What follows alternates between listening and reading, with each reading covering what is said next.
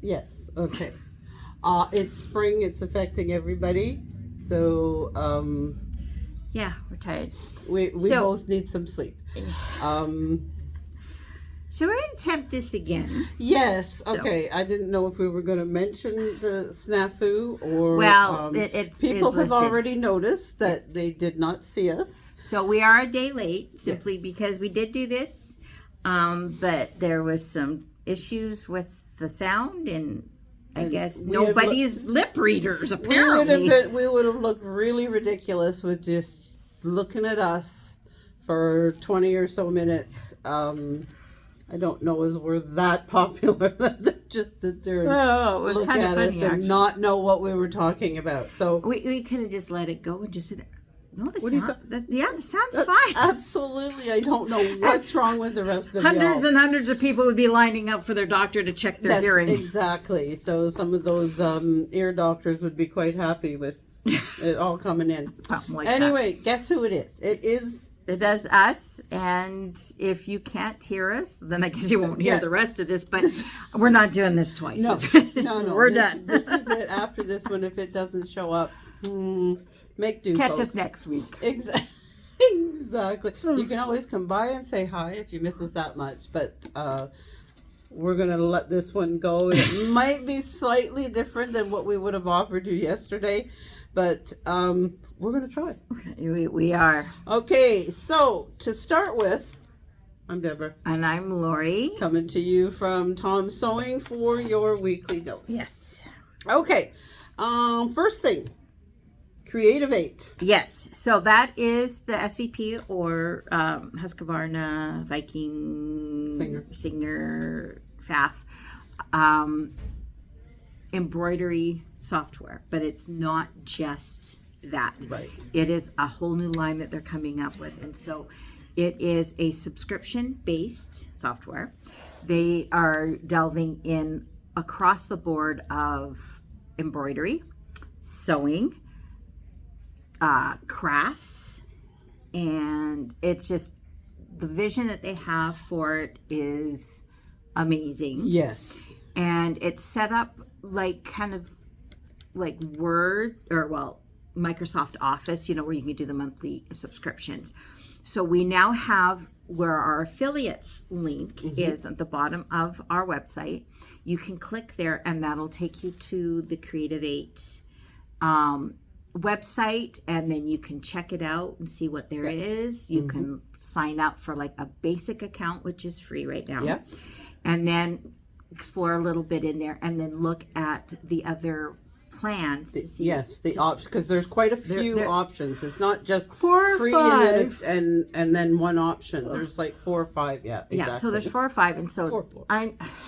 it's been a rough week. Yes, left I know. 2 weeks, I and know. I'm not sleeping, and now it's like catching up to me. So, and it's nap time because it's It is after- that time. If I was at home, I'd be having one of those right now. So, yeah, so definitely check it Yes. out. I'm looking forward to getting some extra training on it next week, and so Yes. woohoo.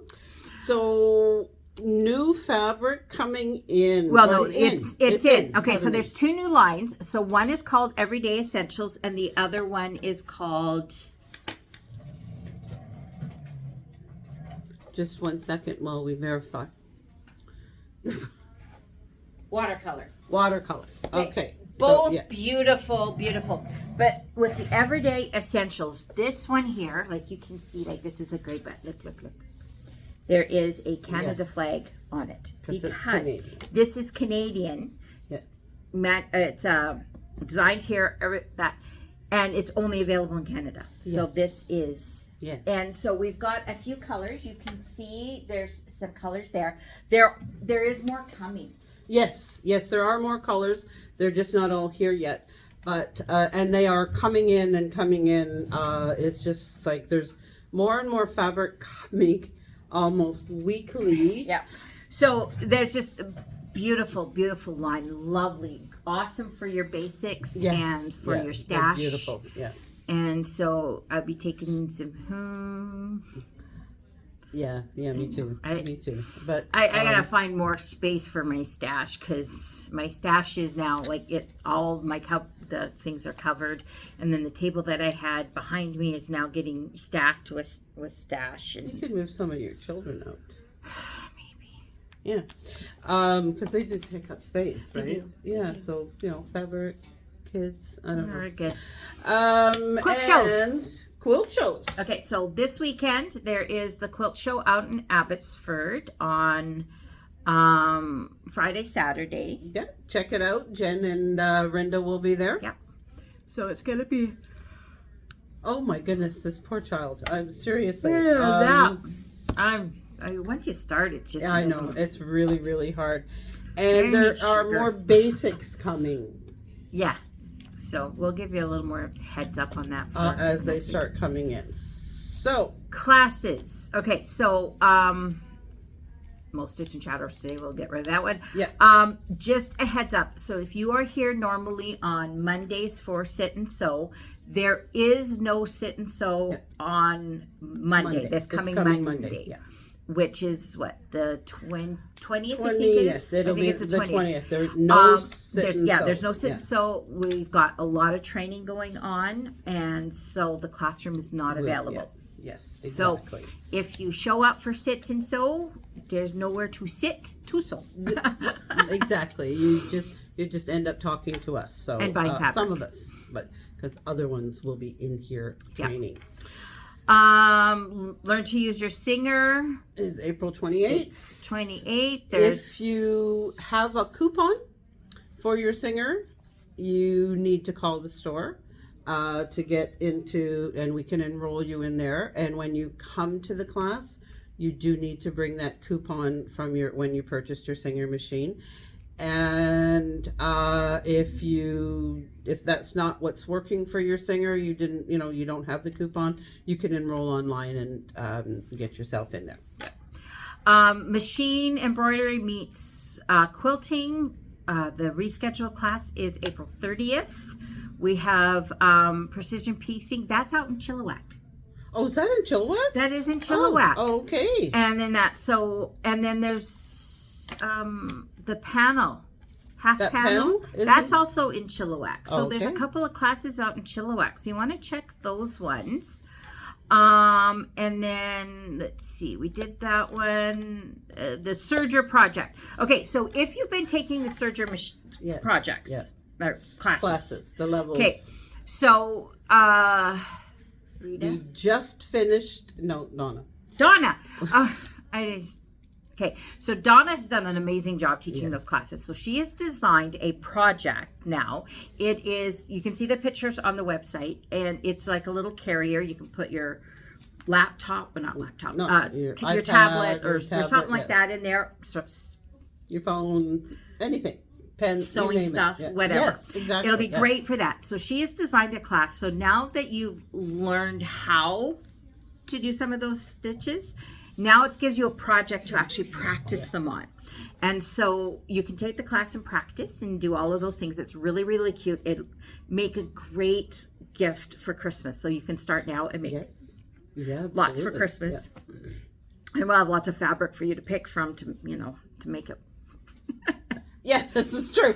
Buy fabric. That's right. Make the thing. So, and you'll be all set for Christmas. See, we're trying to help you be set for Christmas. Absolutely. We're getting you going already. Yeah, something unique and very useful. If you've taken the cover stitch one, there is an insert that you can put in. So if you don't have a cover stitch, you can just buy one from the dollar store or whatever. Yeah. But if you've taken the cover stitch class, there is a insert that you can make where you'll learn how to do it using your cover stitch, even putting in the zipper. Yes, so, yes, exactly. So it's this one. It comes in 2 parts. Yeah. So the first one is anyone who's taken classes 1 to 4. Serger. Great. If you have a cover stitch, part 2 is you need a cover stitch in part 2. Yeah. All right. So let's see what else. Simplify your quilting. Quilt as you go. Quilt as you go. I I think there's only one spot. I do. I think so. Yeah. In the afternoon. Yeah. So that's it. And then we've got the computer skills coming Yep. up. Mm-hmm. So anyone who's new to embroidery or still needs help organizing all their computer files, or downloading them and unzipping. Now, just a reminder, it is PC based. Yes. So, but if you have an iPad or an Mac computer, there we go.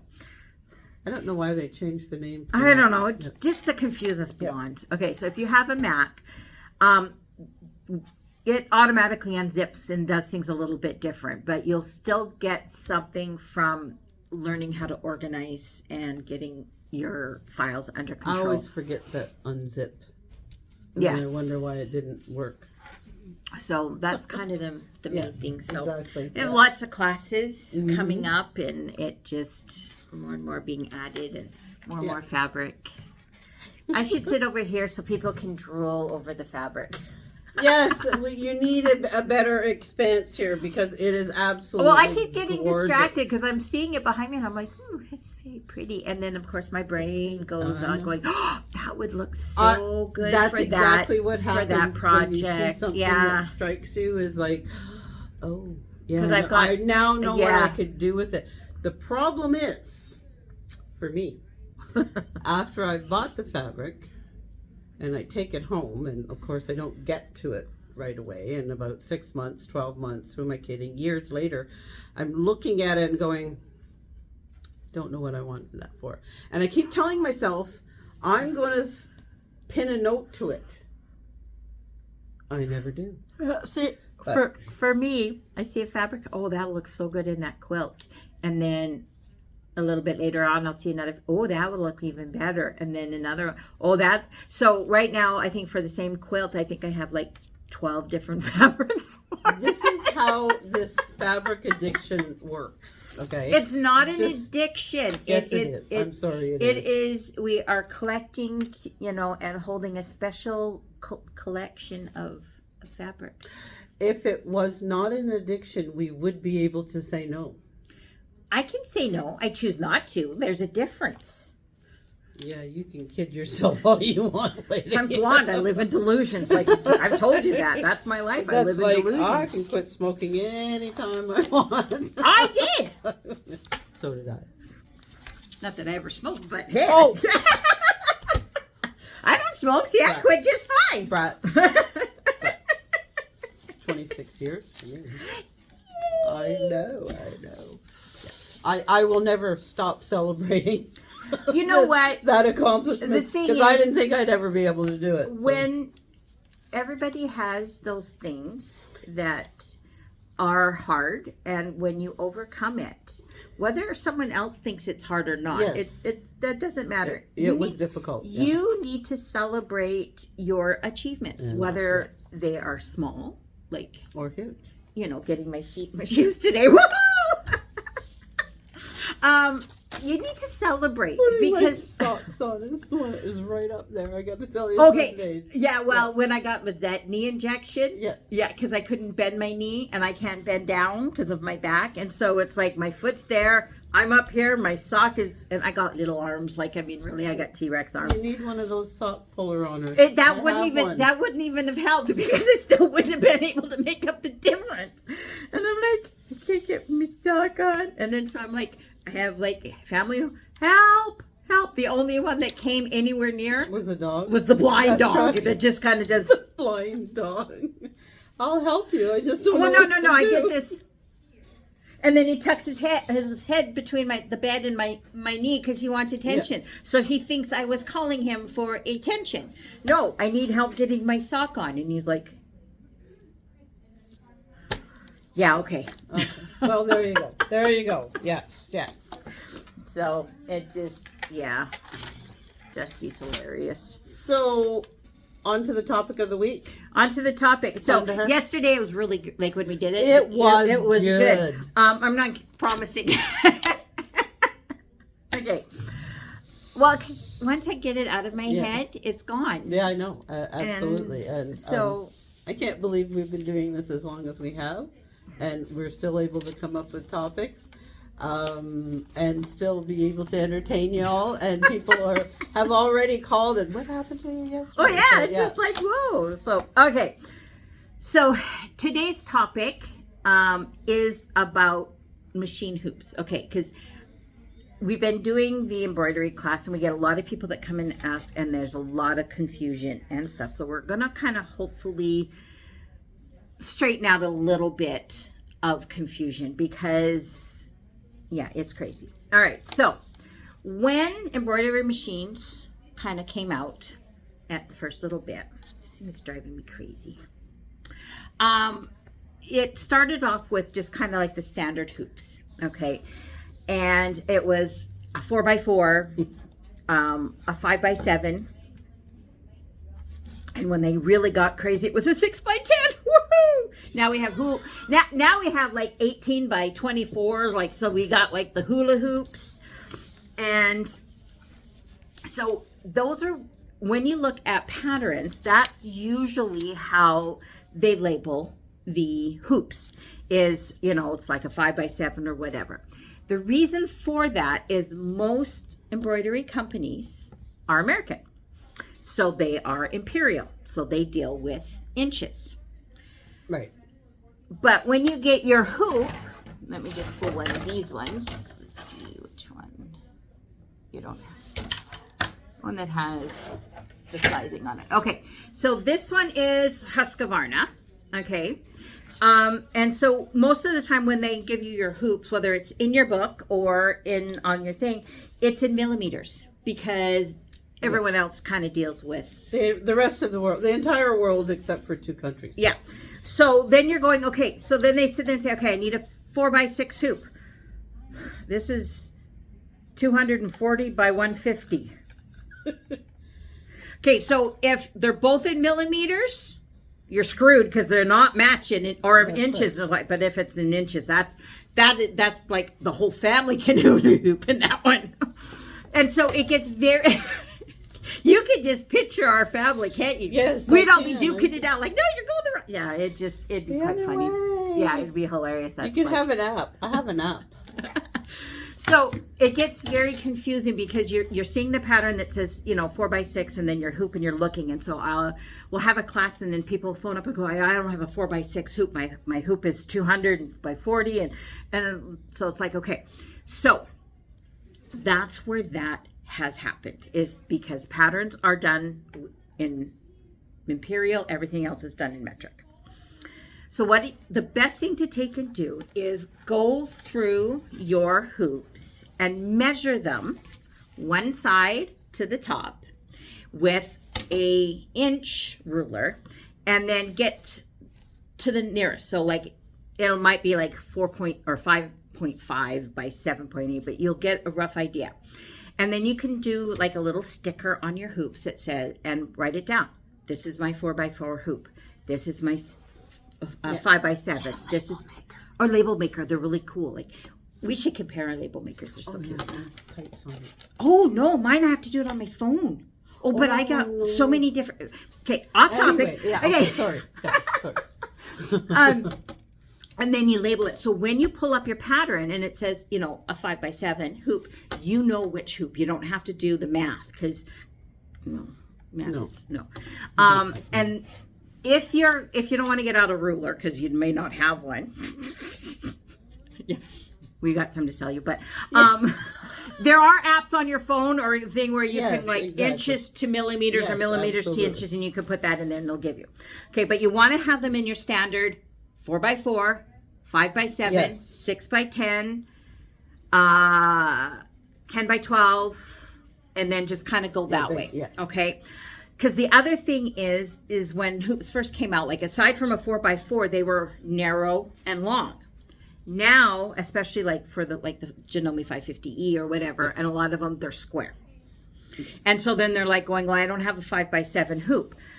Well, no, this is the square one. Okay, so it throws things off. It really, really does. But what that means is that a pattern where, and this is the next thing, an embroidery field can fit into that hoop. So when you're looking at your pattern, let me see if I can find one. Okay. So when you're looking at your pattern, most times, like, this is a Kimberbell, but you'll look and it'll say here, embroidery field. Yep. Okay. So this one here, it's got two, but so the one that's the 5x7, the embroidery field is 4.71 by 6.96. Right. That's the embroidery field. That is how much space the machine needs in that hoop to create the design. That is for the movement of the hoop, the movement of the little presser foot, and everything else like that. That's how much space it needs. So if you don't have that, it's not going to fit into that hoop. Sometimes, like, so this one is a bag. This is a zipper bag, and then it's got a finish size, which is 4.5 by 6.5, meaning, so the finish size is even smaller than that embroidery field. Yeah. Okay, so don't confuse finish size and embroidery field. Exactly. Because if it's in the hoop project, the finish size is going to, yeah. well, not necessarily unless you're sewing a whole bunch of them together, Well, and it's going to be really big. Yeah, exactly. Okay, Yeah. so there's a whole bunch of different things that go with that. But you need to know what the embroidery field is to know if it's going to fit in that. So when you know what your hoop size is, then you can look at the different ones. So let's see.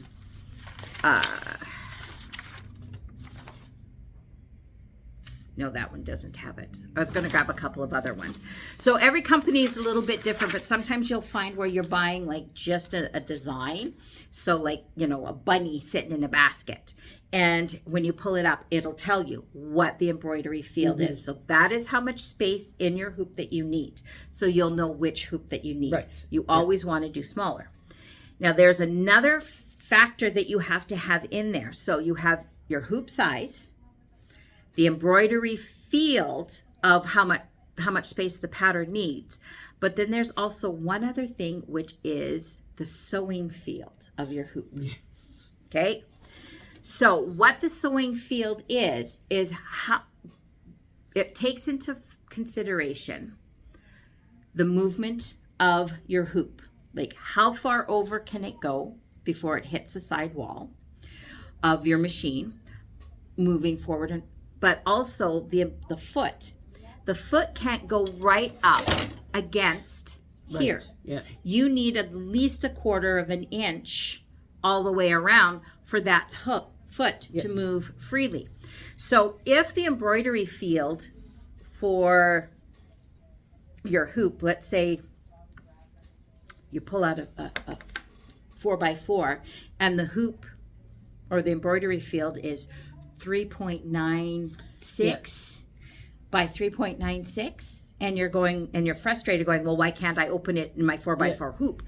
Because it doesn't have enough space for that for the pressure foot to move. And our modern machines are smart enough to know that. Yes. They know which hoop you put in. When you put your machine in, so some machines like the Husqvarna and the higher end ones and the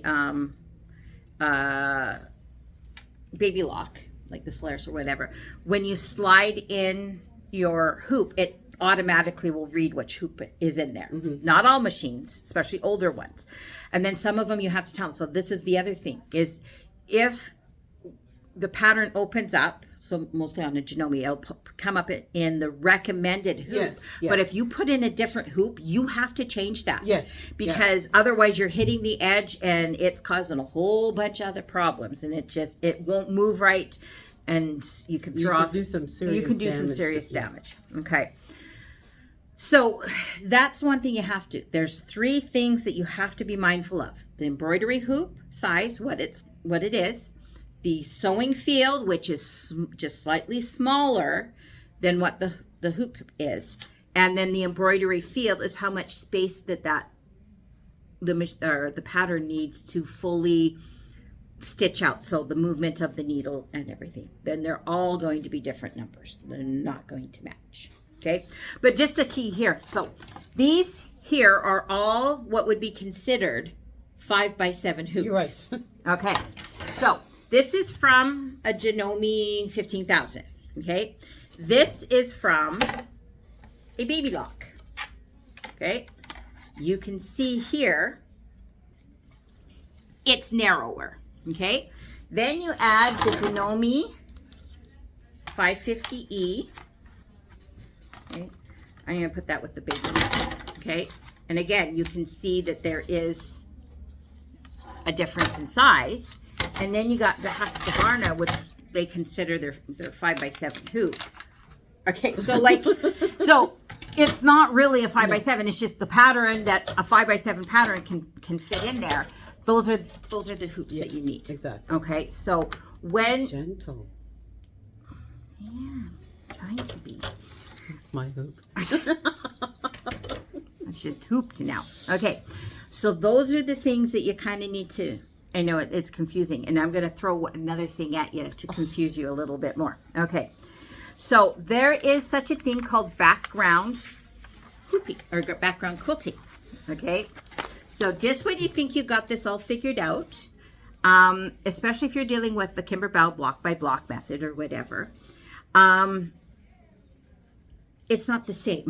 It's not the same. Okay, so if I pick up a pattern, okay, so this is Kimberbell. Okay, so it says my 5x7. I need a 5x7 hoop because my pattern is going to be smaller than 5x7. So I pick up my 5x7 hoop. Now, if I'm doing block by block quilting and my block is 5x7, well, they don't have 5x7, but it would be cut down to a 4x6. Okay, so 5x7 is obviously smaller than 4x6, right? If I'm going to do a 4x6 hoop or background quilting, it actually is bigger than that. So my 4x6 finished is like bigger. I'll do it with this one. Okay, so 4x4. Okay. Okay, so you got your 4x4 hoop. Yep. My finished block is 4x4, so there's no reason why it's not going to fit in my 4x4 hoop. 4x4 on here. 4x4, so the finished size is 4x4. Okay, but my embroidery field is 4.5 by 4.5. And the reason for that is because when they do that block by block or that background quilting, they add that 1/4 of an inch seam allowance all the way around your fabric. Right. So that takes it up to being a half size all the way around. So this is where some confusion has happened. So there's been a lot of people who like, oh, I got a 5x7 hoop. The quilt is all the patterns are 5x7 and they want to do the background quilting and they get there and they can't do the background quilting because the block is cut down, and so by the time they do this they have to coordinate that in, and so they're usually the 5x7 blocks are usually the finished size is a 6x8, which then so you need to use the 6x8 quilting pattern, and then you add your 1/4 of an inch all the way around, so it's 6.5 by 8.5, which is way bigger than that 5x7. Yes. Because when it's a 5x7 and you're just doing it the old way with Kimberbell, right? If some of the fabric went over your hoop, that's fine. Yes. It didn't matter because it fit the embroidery field for that particular project was within that 5x7. But when you're doing a background quilting, their block finished is 6x8, and so the quilting is 6x8, and then you have that over. So that's one of the things you've got to watch. So if you plan on doing background quilting, you need to make sure you need to look at what the finished size of the block is going to be, and then add your 1/4 of an inch, or well, I add 1/2 an inch. So I add a 1/2 an inch. I'm not working with quarters. Yeah. Okay, well, by the half on this side, half on that side equals an inch. There, well, quarter and a half. Okay. It's easier though. So that's I just see what you mean. So it's a 1/4 an inch on both sides equals a half. So just jump it up by a half. So that's where you have to wonder, because I've had so many people who've like they get very frustrated because they love block and they want to do the background quilting, because it's amazing what you can do with that background quilting, and they get so frustrated because they only have a 5x7 hoop. They bought the pattern because it can do 5x7, but it won't open up the quilting because the finished size is 6x8. Okay, so just know that that's what you're going to have to work around. But that's kind of hoops in a nutshell. Hoops in a nutshell. Hoops in a nutshell. Hoop size is one thing. Embroidery field is another something. And sewing field is a third. If in doubt with your things, your book should tell you, your manual should tell you what the sewing field. If it doesn't, err on the side of caution. And then, oh, it says on the back, this one's a 140 by 80. I knew it was on there somewhere. Oh, and it's there too. But see, Janome.